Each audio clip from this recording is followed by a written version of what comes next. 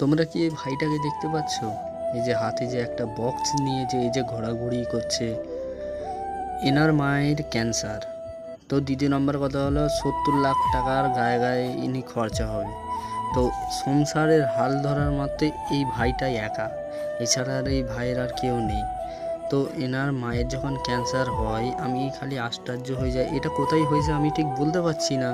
কিন্তু মেন সমস্যায় ইনি ওই বক্সটাকে নিয়ে দৌড়োদৌড়ি ছুটোছুটি করতে একবার কেউ এনার দিকে ফিরেও তাকায়নি। এনার চোখ ভরা কান্না, তার মানে চোখ ভরা জল, বুক ভরা কান্না, অন্তর ফেটে যাচ্ছে। তার মানে মাকে বাঁচাবার জন্য একবার কেউ ফিরেও কেউ একবার তাকায় না।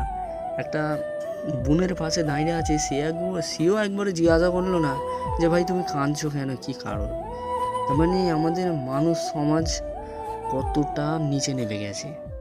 মানুষ যদি একটা মানুষের সম্মুখে যদি ছটপট করে মারাও যায়, সে কোনোদিন তার দিকে ফিরেও তাকাবে না।